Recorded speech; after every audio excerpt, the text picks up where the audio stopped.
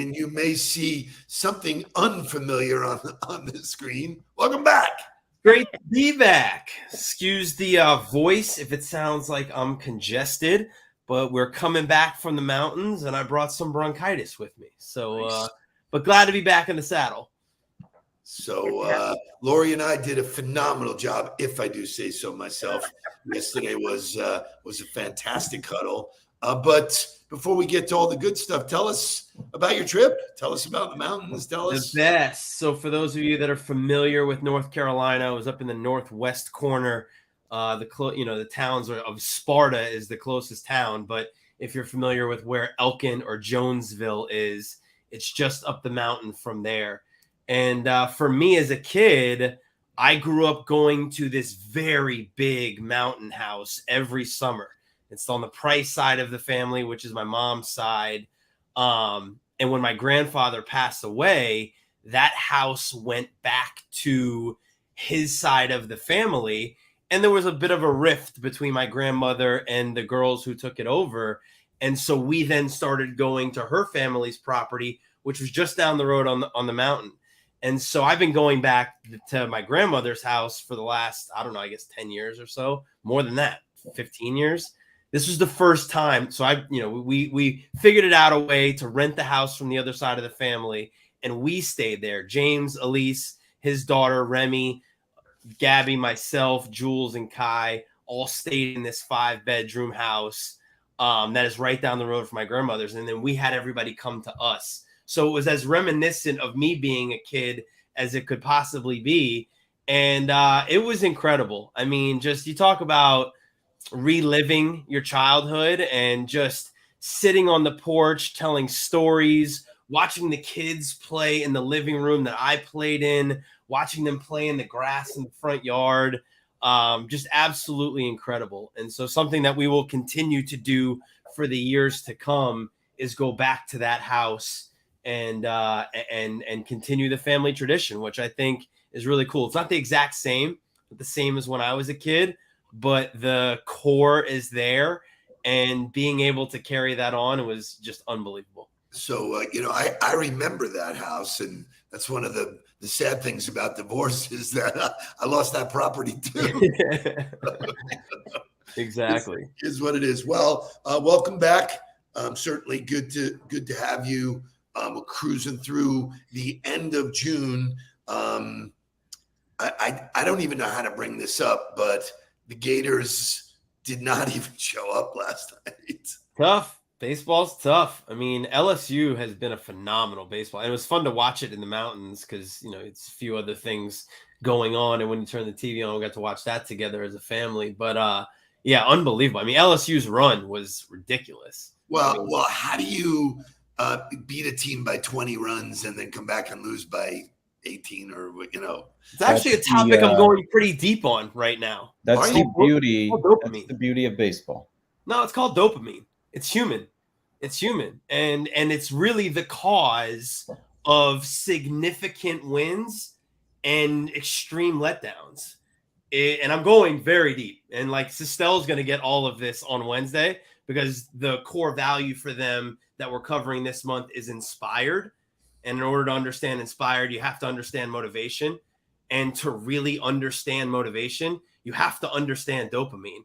And so I've been spending hours listening to Andrew Huberman, who is a biologist, and does an unbelievable job of explaining it in layman's terms with some scientific jargon that you got to work your way through. But it's dopamine. It's when you have a peak that high, you feel and you allow yourself to feel all of that. It's human nature and it's actual physiological fact that you have a significant drop. And it becomes that much harder to get your dopamine back to baseline because you don't actually have it in your brain, which makes it incredibly hard to get motivated and actually act. Dopamine is responsible for your motivation and your action, and you can't do it. So it's unbelievable to watch it play out in sports and now have this understanding of what's happening in your brain when these things happen. So I want you, first of all, will you video that or record it so that we can dig into that? please bring it to the huddle. But if anybody out there is feeling bad today, you have to gotta have some sympathy for Jake. Jake's flight to Seoul got canceled last minute in the middle of the night, so he had to redo his trip, and now he doesn't take off until tomorrow. So major bummer for Jake. It's just like a day of wastedness. Like well, that's what I told him. I was like, you should just go to the beach. I was like, you should just go to the beach and hang out and make it a relaxing day. But proud of his like when we were texting about it, he was like, we move. It is what it is. We can't do anything about it, so we move. I woke up to take him to the airport. I walk outside, and you know how we like mess with each other. It was like, I'm messing with you. Really? Really? Usually it's no, not really. Right. So, anyway, lots of good stuff. Welcome back. Let's wake this thing up and get back to leadership conversations, which we know when Lori's in the house, we're talking leadership. Wake up, everybody. Get up, get up, get up, get up. We got, come on. Wake up, everybody. Teach a new way. Maybe then now listen what you have to say. Wake up, everybody. No more sleeping in there. No more about to thinking, time for thinking ahead. Come on.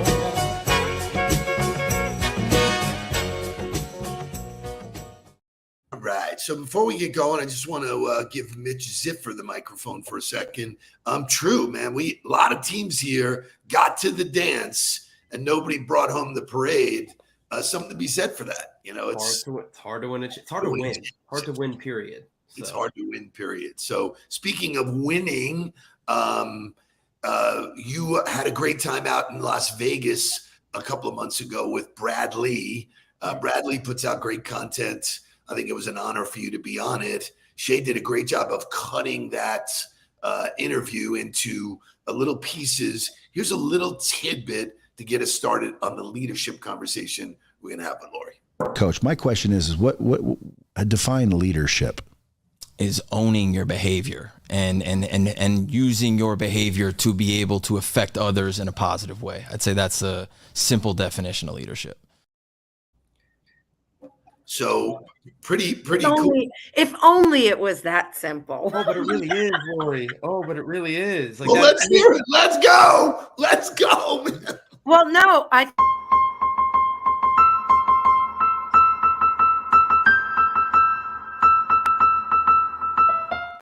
Well done, Shay. I'm like, referee, go.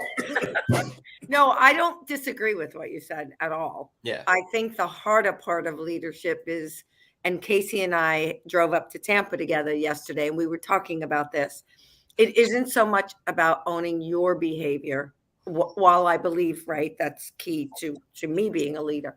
Sometimes the other part of it is not owning other people's behaviors, but helping them, right, to own their own behaviors, own their behaviors. And we talked about that accountability. We talked about one of the things we talked about on the huddle last week, realistic expectations.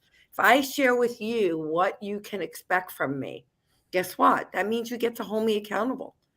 But when we ask people who are not really yet there, what can I expect from you?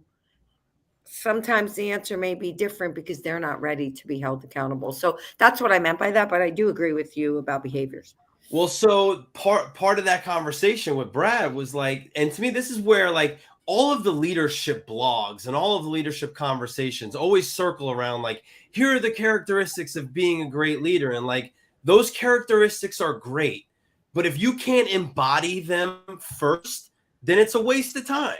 Because you have to live them. You have to have them in you. You have to hold yourself accountable to living that way before you can use your behavior to impact others around you. I think far too often people view leadership as me directing everybody else through my words and through some kind of motivational speech. Like I think back to like Any Given Sunday and like the classic, the inches in front of your face. People think that's leadership.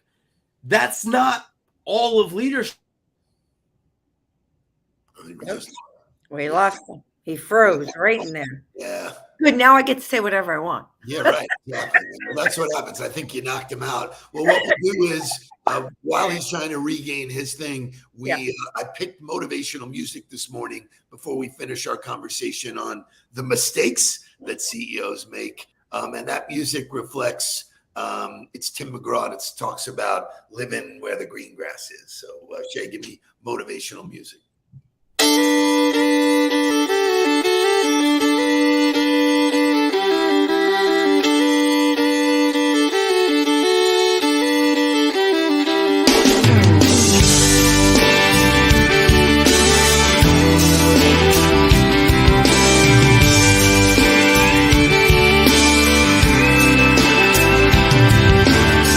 6 lanes, tail lights, red ants marching into the night. They disappear to the left and right again. Another supper from a sack, a 99-cent heart attack. I got a pounding head and an aching back, and the camel's buried in a big straw stack. I'm gonna live where the green grass grows, watching my corn pop up in rows. Every night be tucked in close to you. Raise our kids where the good Lord's blessed, point our rocking chairs towards the west, and plant our dreams where the peaceful river flows, where the green grass grows. So I'm not really a country guy, but Tim McGraw just gets me all the time. He's just so cool. Mark is back. Mark, were you able to hear the where the green grass grows? No, I heard nothing. I just my Chrome completely quit on me, so I got on my tuning phone. me out. I'm gonna see. So what happened? What did I miss? So I was. You missed it all. Motivational music was a tribute to where you go up to the mountains, and it was Tim McGraw. I want to live where the green grass grows. So we listened to a lot of that this weekend. Actually, I'm sure you did. And speaking of North Carolina, I see that Mr. Valdez is here. Good morning, Gino. Nice to see you playing golf with the coach. You're living the dream. Okay, I want to get to today's double up topic. Yesterday we started with 7 mistakes that CEOs can make. Lori nailed number 1, accepting the status quo, and 2, never stepping away from the business, which is, we know, Mark, you just stepped away from the business. Let's get into 3 through 7, relying solely on their own perspective, which is really, a CEO who is not interested in dialogue. So comments. Go ahead, Mark. You want to go? For that one particularly, I think it's been the killer to every organization that I've ever worked in. It's lost good talent. It's led the team to stagnation. It's led the organization to repeatedly do the same behaviors over and over that may have gotten them to a point of success, but then did not allow them to go from where they were to the next step. I think the ultimate understanding of continuing in success is that what got you here is not going to get you to where you need to go. Maybe the effort will, but you're going to have to do something new. There's going to have to be evolution. There's going to have to be iteration. And if you're relying solely on yourself to have all the answers, you're pretty much guaranteed to fail. Lori? So I think one of the things that I love about our team, especially our senior team, is it would be easy for me to do that. And there probably were times where I did, but I know that when there's something, I have people around me who have different perspectives, right? They may be different generations, so they look at different things. They have different experience. And I think I'm doing myself a disservice and the organization a disservice if I'm not hearing their opinions and their perspectives. And so I love that about our team, is that they're not afraid to say to me, well, that's one way of looking at it, but here's another, right? And I think it's critical, critical. I can't say that enough times. That I mean, we hear other perspectives. there was an old school mindset that said, I'm the CEO, so I need to be better than everybody in the organization. You actually don't. The next one is, it talks about letting ego get in the way. I think those two live together, because the idea is to bring smart people around you to help you make those decisions. You're in the seat where you're responsible, but to be totally informed by the people around you. I think what happens is, most people, and anybody in the huddle, you can look at yourself in the mirror and say, am I intimidated by the people around me? Because I think the role of everybody is to train the person to take their job. People want to move up in a company, can't move. Nobody's going to move you if there's not a replacement for you. So you need to train the person below you to come up, reach your hand down and bring them up. And your ego gets in the way. And this whole idea that I need to have every answer gets in the way. I think it gets in the way of every single business person, not only leaders. Yep. Agreed. Yeah. And that's number 4, letting go of your ego, right? So this one's my favorite. Number 5 is, this is a big mistake, making erratic decisions. So Lori, we'll let you start. So you and I talk about this in coaching, right? And I've come to learn, as you call it, right, to let things marinate. And so, because sometimes you think you are so right about the decision, but then when you think about it, or you keep listening to it, or you keep reading it, or whatever it is you're doing, you start to think, well, maybe that isn't right. Maybe there's more to this. And so I think I've started saying to my team, you know what? I need to think on it for a couple of days. And I think that's important. But, sometimes you're caught up in emotions of it all. So Shay will tell you this, because Shay was part of the old company and part of the new company. There were days that Shay would block people from getting in to see me, go, you don't want to talk to him today, because I was off in the weeds, and which is not acceptable behavior, to be erratic. Like, how is he today? Is he good? Is he bad? Whatever. If people can't count on your continuity as a leader, you're ultimately going to fail, because people can't trust you to make a decision, because it's the whim of the day. So I was that leader. I was that guy that if I had heard bad news or something else happened, you had to stay away from me. Mark, you're shaking your head. So Yeah, was I that way as a father too? Yeah. And trust me, I always had to navigate, if I've got something to tell him, how can I kind of figure out what's happened in the day when I got home from school, figure out whether or not it was the right time to tell him. But no, I just think, it doesn't matter really how you talk about the term. Consistency always wins. And if your people can't look at you and see consistency, it creates a environment of fear or of timidness, right? I remember vividly working at Florida State for Jimbo, who was, as clinically bipolar as anybody that I've ever been around. And it created an environment where everybody walked on eggshells. Everybody was tiptoeing around the office and trying not to do the thing that was going to set them off, or trying to avoid the landmines, which becomes more and more difficult as you need everybody in the boat giving maximum effort and being completely bought in. So when you look at the things that sever teams, infighting, or, people holding their voice or silence or finger pointing, all of that kind of stuff comes from a leader who can't be trusted and doesn't give you the safe space to make mistakes and to just allow whatever happened to happen. It's not going to be good all the time. So if you react negatively every time something bad happens, then everybody becomes afraid of the bad things happening, which then leads you to a place of complacency and no risk taking. Well, it also self-fulfills itself. Then it's right. all of a sudden. Lori, you're unbelievably quiet. I was letting Mark go. No, I agree. I think there are times, and again, Casey and I were talking about this on the road trip yesterday, where no matter how much trust there is, there are just going to be some people who are never going to speak up for their own reasons, right? Their own insecurities, their own fear and all that, no matter how comfortable you try to make them. But I also think there's another part to this.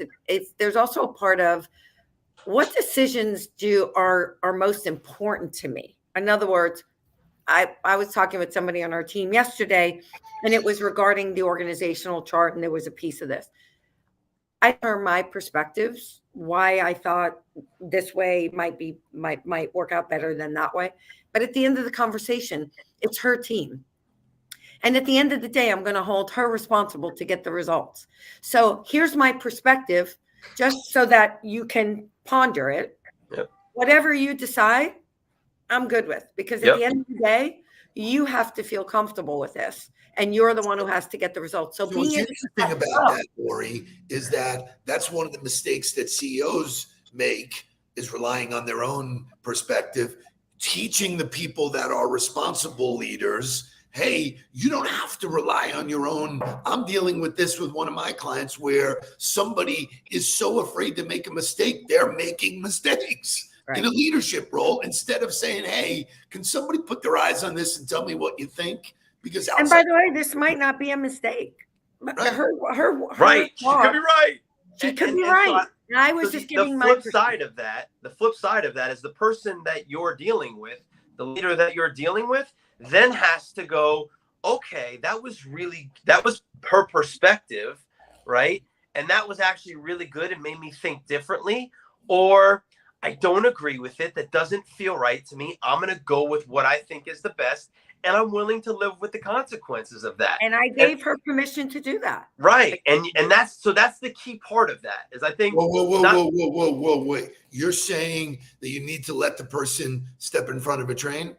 I don't get that. Dude. What? If you know better. You don't know better. It's the whole point of the conversation. Wow. Is you don't know. It's your perspective. You think you know better. Well, years of experience. I mean, there is some reason why you're in the CEO seat. Somebody's got to make the final decision. Depending on the severity of that decision, if they're driving the truck off the road, you can't let them do that. But if we're talking about a team member elevating somebody, you're talking about them building their team the way they want it built. And if you're going to rob them of that, then they're going to deal with a team that they didn't build. There's somebody playing in a seat that they didn't want playing in it. So now when bad things happen, they're going to go, well, you told me to put the person in the seat. You wanted them there. And now you're not happy that they're there. So now there's discontent throughout the entire chain. I'm not happy with my team. I'm not happy with you. And it all points back to the fact that you gave me your perspective, not to offer me the right to make the decision, but to tell me that I was wrong. That's not offering perspective. That's telling me I'm wrong. It doesn't happen very often, but I actually agree with Mark on this one. Because I said to her, this is my perspective from this vantage point. I'm up here. I get it. You are closest to those people, right? So you may know things about their management or their abilities that I don't know. I'm giving you my perspective from here. You're here in the trench of it. Here's the perspective. When we left the conversation, think on it, whatever you decide. And we both agreed we can fix this, right? At the end of the day, if it's not working in a couple, 2-3 months, we just make adjustments to the team. At some point, there's the general of the army. That is the final decision. And so not on the infantry, dude, you think that the president of the United States, who runs the army, is going to decide who becomes a sergeant? No way. No. To your point, there are just more generalities that if there's a final decision to be made, become CEO and you have the final answer. It depends on what the decision is. If the decision is about whether that person on the team reports directly to her or reports to somebody else on her team, I don't, you know what? If I got involved in a decision like that, I'm doing the show by myself for that one. That's my final decision. Mark, that's okay. We'll get our own show. There are times when the CEO makes a decision and everybody in the organization has to say, all right, this is the direction we're going in. So everybody's got to be on board with that 1,000%. But in the terms of leadership development and developing leaders around you, every time you rob them of making a mistake, you rob them of the opportunity to learn. This is not a mistake that's going to kill the organization. Right. So, Lori, you and I are speaking about things hard decisions that need to be made and need to be communicated. Leaders may not like that, but this is the reality, man. You know, we've just discussed this situation. So I think all of us are saying the same thing. It depends on the severity or the outcome of that decision. Empowering people below you and teaching them that making mistakes is okay, I agree with. So Hayden has it right. Micro versus macro. You know, I'm used to dealing with macro decisions. You know, in my coaching practice, that's what I'm dealing with. I don't really get in the weeds, but I'm up here. And when there are organizational decisions that need to be made that are, tragic, or critical is a better word, I think you got to step in and say, absolutely. To play out this scenario where a CEO should step in is if you make that decision to move somebody onto your team, right? And now time has gone by and there's not the standards not being met. Now it's my job, as whether I'm the CEO dealing with the president who's dealing with the VP of sales, or whether I'm the CRO dealing with the vice president of sales who's dealing with a district manager. Doesn't matter. That chain is still the same. I got to talk to you about, well, you wanted to bring them on the team. What have you done to develop them? Talk to me about how you've brought them along, because one of you is failing in this scenario. I love it. To Mark's point, if I tell everyone on our team that if you run a program, a project, whatever it is you're leading, that you are the CEO of that project or that program, okay? Your budget, it's your budget. You have input into the budget. I am with you guys. I am with you guys. We are way over time. Just a final announcement. Tomorrow, tune into the Steve Nudelberg Huddle. Oh, wait, before we finish, because number 6, I just have to touch on it, is right about getting guidance. Coaching. And I'm not saying that to promote the Nudelberg, but no, you should be promoting yourself. You would be a great coach. I mean, we talked about this yesterday. There's a couple of people that I'm working with, but you know what? You've got to have that coach or that crew or that advisory board, as you call it. So don't underestimate the power, right, of that. So that Mark, bring us home. We have what is today? Tuesday. It's Tool Tuesday. Which is a reminder for everybody who's not signed up for the newsletter. This bi-weekly tool that's out right now is the virtual coffee scouting report. So we've actually put together a document for you that you can use to check the box on whether or not you've done your research and fill in the gaps so that you walk into every new conversation